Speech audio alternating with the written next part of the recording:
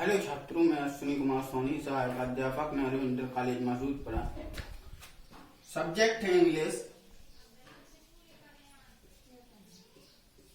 Class 9th and 10th के लिए।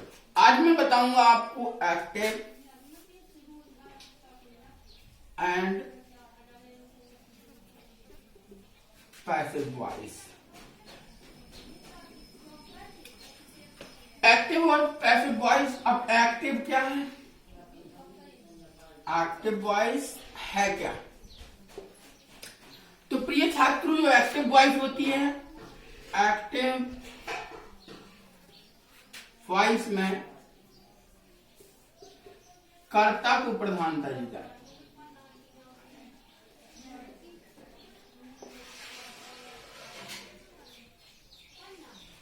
क्या होता है?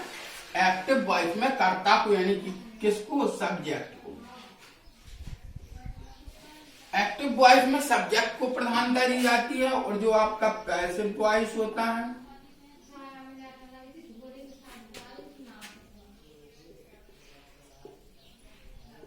पैसिव वॉइस में कर्म को, यानी कि क्या होता है? ऑब्जेक्ट को प्रधानता दी जाती है।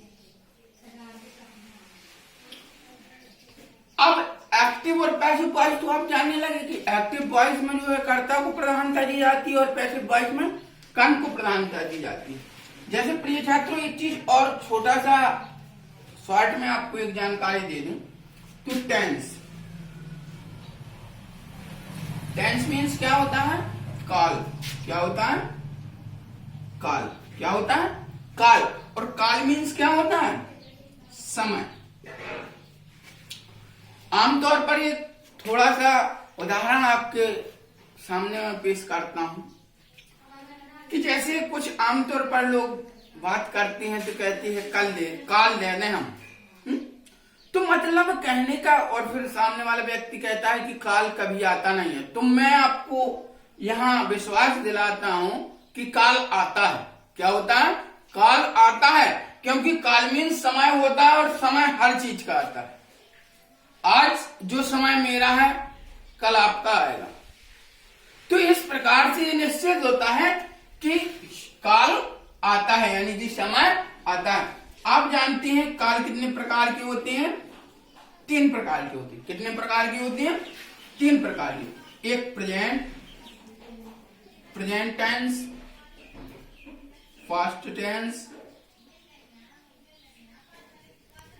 और फ्यूचर टेंस।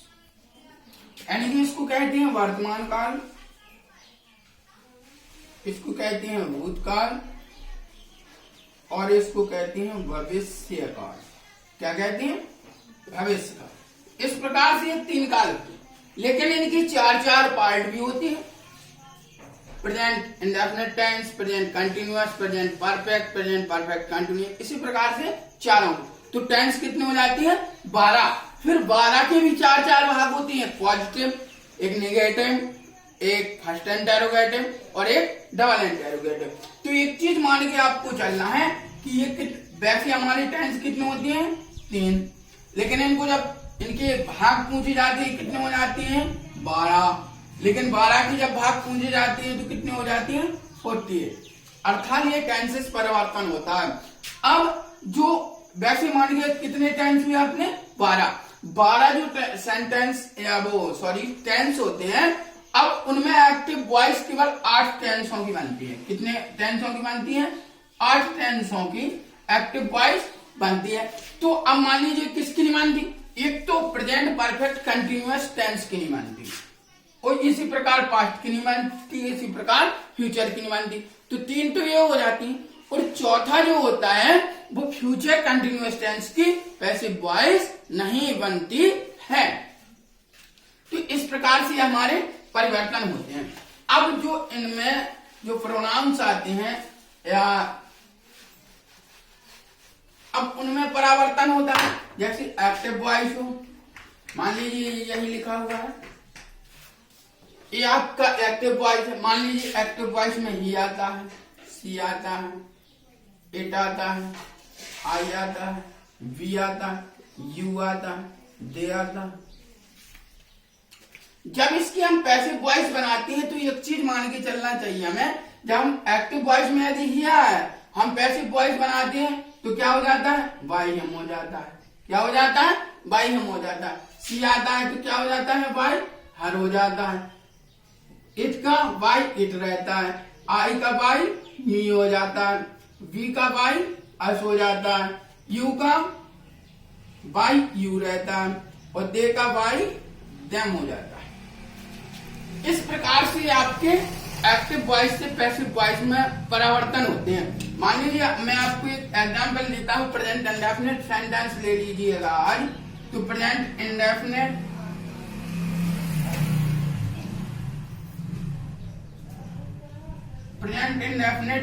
टेंस ले लीजिए। एक एग्जाम्पल है, मान लीजिए हिंदी में बता रहा हूं मैं आपको। तो मैं किताब नहीं पढ़ाता हूं। मान लीजिए ये सेंटेंस आता है। तो प्रिय छात्रों, ये तो अभी आपको मैंने बिल्कुल सेम चीजें बताई जो सब में प्रयोग होती हैं। अब देखें, जब हमें इसका एक्टिव बनाना है, अभी क्या बनाना है, एक्टिव। तो एक्टिव का मतलब होता है साधारण, एक्टिव माने सक्रिय वाक्य। तो जो सक्रिय वाक्य होगा तो आई माने मैं ताहती है, अर्थात प्रेजेंट इंडेफिनिट की डेफिनेशन होती है कि जिन वाक्यों की मुख्य क्रियाओं के अंत में ताहती है, ताहूं, तीहूं, तें, ताहूं इत्यादि शब्द मुख्य क्रिया के साथ जुड़कर आती हैं, उनमें प्रेजेंट इंडेफिनिट टेंस कहलाती है। अब एक चीज, जब इसको बनाएंगे तो इसकी सहायक क्रिया बहुवचन कर्ताओं के साथ डू का प्रयोग होता है और एक वचन कर्ताओं के साथ डज का। आई जा बहुवचन तो यहाँ क्या आ जाएगा, आई डू। नॉट है तो नॉट आ जाएगा। टीच मीन्स पढ़ाना, आपका द बुक। Okay, understand. अब जब हम पैसिव वॉइस बनाते हैं तो इसमें जो एक्टिव वॉइस का कर्ता होता है, सब्जेक्ट होता है, इसको ऑब्जेक्ट बना देते हैं और जो एक्टिव वॉइस का ऑब्जेक्ट होता है उसको सब्जेक्ट बना देते हैं। क्या बता देते हैं, सब्जेक्ट बना देते हैं। अब जब इसमें तो यहाँ पर आई क्या है, सब्जेक्ट है, तो ये काय का कार्य करेगा पैसिव वॉइस के लिए, ऑब्जेक्ट का। और ये क्या है, ऑब्जेक्ट है, तो ये काय का कार्य करेगा पैसिव वॉइस के लिए, सब्जेक्ट का। तो यहाँ क्या आ जाएगा, द बुक। क्या आ जाएगा, द बुक। अब जब इनका परिवर्तन होता है जो प्रेजेंट इंडेफिनिट के सेंटेंसेस का, तो इसमें रूल्स होता है कि यदि एक्टिव वॉइस का वाक्य प्रेजेंट इंडेफिनिट टेंस में है तो एक्टिव वॉइस से पैसिव वॉइस बनाते समय सर्वप्रथम सब्जेक्ट को ऑब्जेक्ट में और ऑब्जेक्ट को सब्जेक्ट में बदल लिया जाता है। और जो भी आपका पैसिव वॉइस का सब्जेक्ट होता है उसी के अनुसार जो हेल्पिंग वर्ब इनके साथ जाएगी वो इज, एम, आर सब्जेक्ट के अनुसार लगाते हैं। तो द बुक क्या है, एक है, तो यहाँ क्या आ जाएगा, इज आ जाएगा। नॉट है, क्या आ जाएगा, नॉट आ जाएगा। अब इसमें जो मेन वर्ब होती है तो पैसिव वॉइस में एक कॉमन रूल्स होता है कि पैसिव वॉइस में जो भी मेन वर्ब होती है उसकी हमेशा थर्ड फॉर्म यानी कि तीसरा रूप प्रयोग में लाते हैं। तो टीच का क्या हो जाएगा, टॉट। क्या हो जाएगा, टॉट हो जाएगा। अब और अंत में मैंने अभी आपको बताया था कि आई को काय में बदल देते हैं, बाय मी में बदल देते हैं। काय में बदल देते हैं, बाय मी में। तो इस प्रकार से छात्रों ये एक्टिव वॉइस से पैसिव वॉइस में परिवर्तन होते हैं। और इसको पढ़िएगा, जो भी चीज समझ में ना आए उसको पूछिएगा, कमेंट बॉक्स में कमेंट कीजिएगा, उसका आंसर आपको दिया जाएगा। धन्यवाद।